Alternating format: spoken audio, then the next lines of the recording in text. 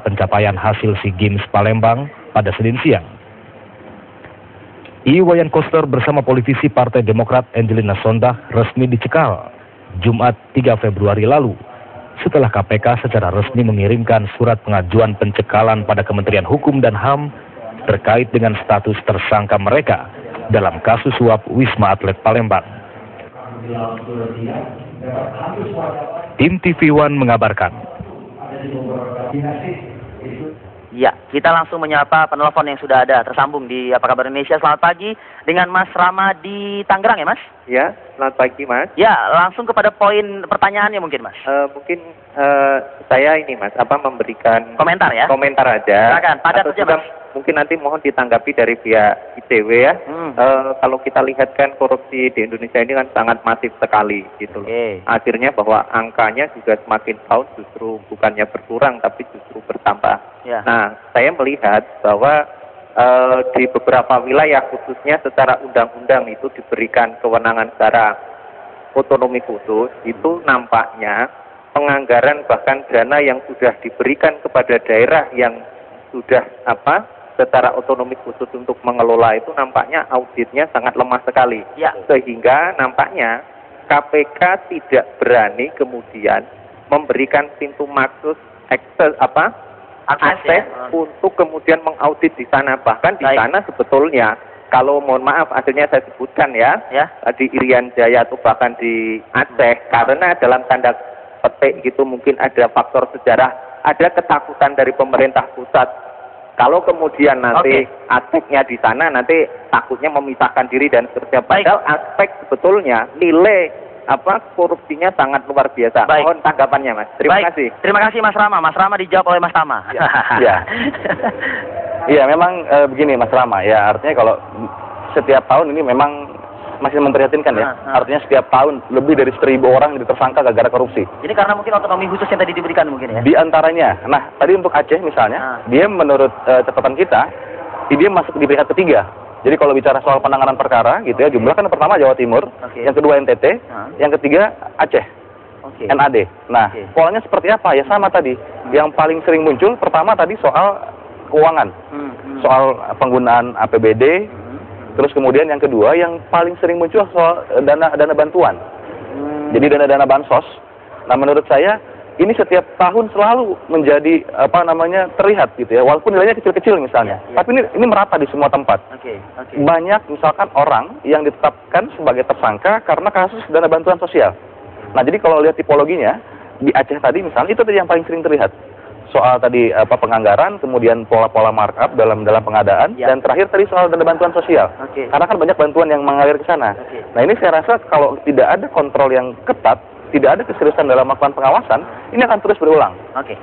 Mbak Yanti, kalau tadi dikatakan oleh Mas Tama kan, ini kalau tidak ada kontrol yang kuat, tidak ada pengawasan yang juga lebih legitimable begitu ya, sampai kapan kita akan seperti ini, Mbak Yanti? Ya masalahnya sekarang kan gini, yang mengawasi juga terlibat, siapa dong yang mau ngawasi? Ya kan, pengawasan itu kan seperti itu. Tapi yang penting ini untuk ICW barangkali dari modus itu ya, itu ada modus yang trennya itu begini, setelah korupsi dia pasti akan mengalihkan kemana-mana menyembunyikan.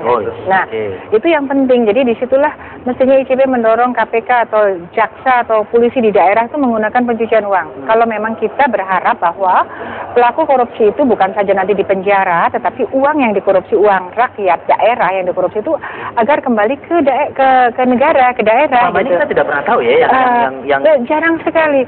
Kalau di Jakarta di daerah beberapa sudah menggunakan pencucian uang untuk tracing aset ya, untuk tracing aset korupsi itu karena modusnya memang begitu. Sekarang paling yang meningkat adalah setelah dia masukkan ke rekening dia sembunyikan lagi kemana. Nah ini kan harus ditelusuri.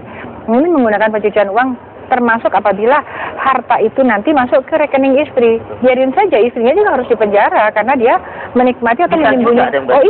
Iya kan banyak kan seperti itu. Nah itu yang tidak didorong. Tolong ICW mendorong, apalagi berdasarkan Undang-Undang 2009 nomor 6 kan.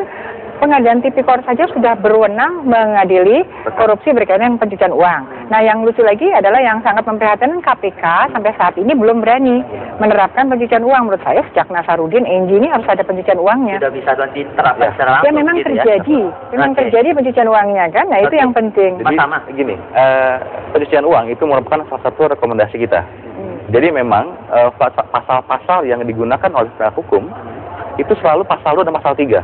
Ini pasal-pasal favorit, sapu jagat. Pasti pakai 2 pasal 3. Nah, mereka lupa bahwa di Undang-Undang Korupsi ada 7 klasifikasi korupsi. Nah, ini tidak dioptimalkan. Nah, kemudian juga kita mengharapkan bahwa penegak hukum sudah menggunakan apa sih alasannya kenapa tidak dipergunakan? Soal mindset pertama soal mindset. Jadi mindset penegak hukum itu selalu follow the suspect, find the suspect gitu ya. Tersangka dan tersangka. Penegak hukum, seluruh penegak hampir merata gitu ya. Hampir merata seperti itu. Nah, mereka lupa soal follow the money. Nah, ini bisa dijawab oleh apa? Oleh pencucian uang. Karena berlaku beban pembuktian terbalik. Pembalikan beban pembuktian. Jadi, kayak tadi dibilang misalkan, ada uang yang masuk ke rekening istri dari APBD misalnya. Itu sudah bisa dilakukan. Modusnya kan seperti itu kan? Modusnya itu bisa diproses secara hukum dengan menggunakan pencucian uang. Nah, menurut saya, pada titik ini pun kita belum melihat KPK optimal. Apalagi dia menjadi trigger mekanisme buat penegak hukum lainnya. Oke. Mbak, saya kembali ke Mbak Yanti. Mbak Yanti, dari hasil yang dirilis oleh ICW ini kan ada 3 spesifikasi ya, Mas Tama ya. Ini ada penggelapan, ada markup ya, Mas Tama ya. Ada juga penggunaan anggaran negara ya. Tapi yang tertinggi ini adalah penggelapan. Kenapa sih masih seksi ya urusan penggelapan ini? Ya paling mudah gitu ya. Paling mudah. Paling mudah, itu paling mudah. Jadi paling mudah artinya cara yang terbodoh tuh itu.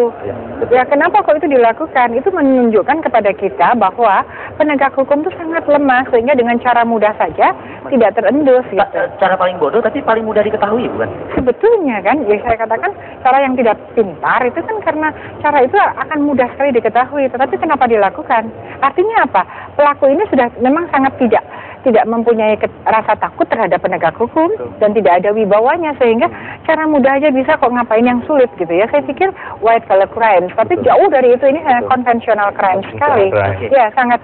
Nah, kita kan sedih ya, satu negara semakin lama angka korupsinya tinggi tetapi modusnya malah merendah. Ini menunjukkan bahwa penegak hukumnya yang melemah sehingga orang itu dengan mudah dia bisa melakukan korupsi. Ini saya kira jarang sekali negara-negara yang mempunyai suatu gambaran seperti ini. Oke, Mbak Yanti, meskipun tadi Mbak Yanti mengatakan seperti itu, tapi dari data ICW yang dirilis juga kabarnya ada peningkatan juga dalam segi penuntasan kasus begitu ya, Mas Tama ya. Dibandingkan dengan 2010, kita sudah bisa menetapkan 1000 sekian tersangka kalau tidak salah begitu di data yang ada di ICW. Nah, artinya kan ini berhasil juga atau cuma sekedar untuk Nah, ini sebenarnya gini. Persentase dulu. Ya, tinggi dari angka berapa dong? Kalau cuma tinggi sekian tidak ditunjukkan angkanya kan nggak bisa kita mengatakan tinggi. Kalau korupsinya juga meninggi, misalnya korupsinya menjadi 2000, penanganannya 200. Kalau yang sekarang korupsinya memang hanya 2000, korupsinya 1000, penanganannya 300 ya kan enggak dong? Oke, Mas Tama. Kan? Ya, sebenarnya begini. Kalau kita lihat ini kan sebenarnya riset kita berdasarkan pada penetapan tersangka. Jadi belum dianggap selesai. Nah, memang yang menarik adalah secara jumlah, kuantitas, secara keseluruhan tidak meningkat secara signifikan ya. Tetapi yang menarik adalah kejaksaan hari ini dia menjadi lembaga yang paling banyak menangani kasus korupsi. Tetapi ada catatan. Catatannya apa? Nah, penetapan tersangka ini tinggi, kemudian SP3 juga tinggi. Nah, ini yang sebenarnya perlu menjadi catatan. Seperti apa tipologinya? Tipologinya yang kita temukan adalah kejaksaan terkadang dia terburu-buru menetapkan tersangka padahal belum menghitung kerugian negara. Sekedar untuk memenuhi kuota saja mungkin, Mas. Jangan sampai itu yang terjadi. Itu yang pertama. Yang kedua, kita lihat, jadi kalau misalnya ada kasus korupsi, ini buru-buru menetapkan tersangka. Tapi kerugian negaranya dihitung belakangan. Nah, ini menurut saya satu hal yang perlu menjadi catatan. Nah, kita lihat misalkan IKTP. Tahun 2010 sudah ada penetapan tersangka, tetapi 2011 itu dia di SP3. Alasannya apa? Tidak ada kerugian negara. Loh, berarti sepanjang setahun belum ada kerugian negara, perbuatannya belum terlihat secara utuh, sudah ada penetapan tersangka. Nah, menurut saya itu kritik. Walaupun kita perlu apresiasi ada peningkatan secara kinerja. Nah, kemudian di sisi lain ini juga menjadi kritik menurut saya terhadap lembaga audit seperti BPKP, BPK dalam melakukan perhitungan kerugian negara. Nah, ini menurut saya ke depan ini perlu ada desain yang lebih strategis untuk melihat komunikasi antara penegak hukum ini gitu ya. Oke, mungkin Mbak Yanti bisa mengetahui desain yang lebih strategis seperti apa, Mbak? Gitu. Saya bilang, apakah desain ini pun juga harus melihat wilayah-wilayah juga gitu? Takutnya berbeda-beda dengan karena penegak hukum itu berbeda-beda. Tapi penegak hukum itu kan rolling ya. Penegak hukumnya kan sama aja yang dari daerah, di rolling juga itu kan gunanya. Maka sebetulnya nggak ada alasan tuh, nggak boleh muncul alasan itu. Karena kan mereka juga pasti misalnya sama sebetulnya. Iya kan mereka di pendidikannya sama dan mereka dipindah-pindah kan. Maka yang penting adalah begini, itu tadi pola pikirnya, mindsetnya itu jangan sesat gitu ya menurut saya sih. Karena begini, saya katakan bahwa penegakan hukum terhadap korupsi di Indonesia itu sangat konvensional. Dia tidak progresif. Dia tidak, saya mengatakan tidak imajinatif.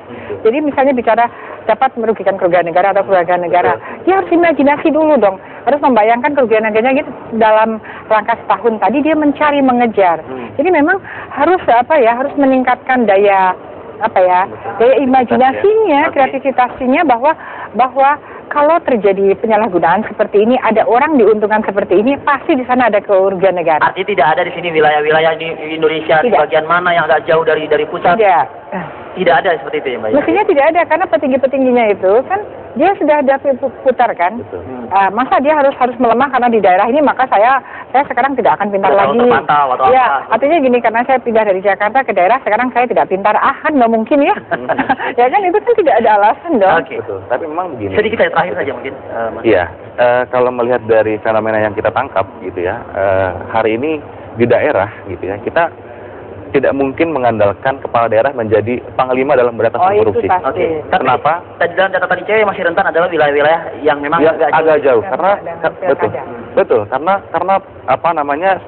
minim dari pengawasan. Apalagi misalnya kelompok masyarakat sipilnya tidak kuat. Medianya juga misalnya tidak banyak melakukan tekanan dalam konteks membongkar, kemudian mengumumkan setiap perkara korupsi. Itu pasti akan sulit penanganan perkaranya. Ini sudah tahun 2012, mudah-mudahan ada data yang lebih membahagiakan lagi hati rakyat begitu ya. Semoga. Terima kasih Mas Tama, terima kasih Mbak Yenti sudah hadir di Apa Kabar Indonesia. Kita jeda dulu, Apa Kabar Indonesia akan kembali.